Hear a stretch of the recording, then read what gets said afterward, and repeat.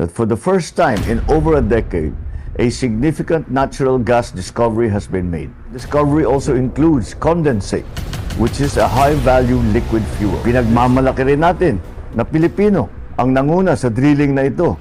Higit sa lahat, natapos nila ito na walang aksidente o environmental incident. Napakagandang balita nito. Oil and gas exploration sa West Philippine Sea sa may Palawan matagumpay. Nakadiskubre ang Energy Department ng natural gas at high-value oil o langis.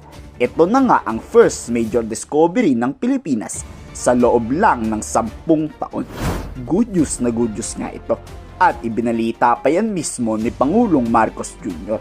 Bilyong-bilyong cubit ng gas ang inaasahang makukuha dito. Diba?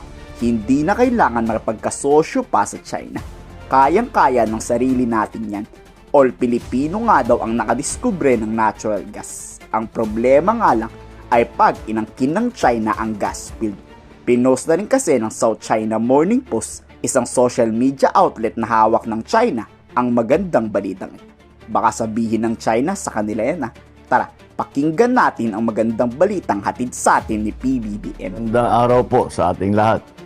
I am pleased to inform everyone that for the first time in over a decade, a significant natural gas discovery has been made.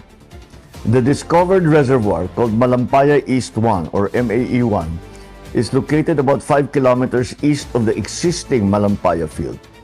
The MAE-1 is estimated to contain around 98 billion cubic feet of gas in place. Katumbas nito ang halos 14 na bilyong kilowatt-hour ng kuryente sa isang taon. Ibig sabihin, makakapag-supply ito ng kuryente sa mahigit 5.7 milyong kabahayan, 9,500 na gusali o halos 200,000 paaralan sa loob ng isang taon.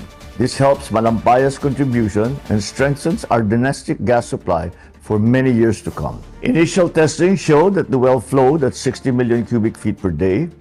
This indicates that the well has the potential to produce even more, confirming it is a high productivity resource comparable to the original Malampaya wells. Aside from the natural gas, the discovery also includes condensate, which is a high-value liquid fuel. This additional resource can help support the government's efforts for the stabilization of our power supply. Ipinagmamalaki rin natin na Pilipino ang nanguna sa drilling na ito.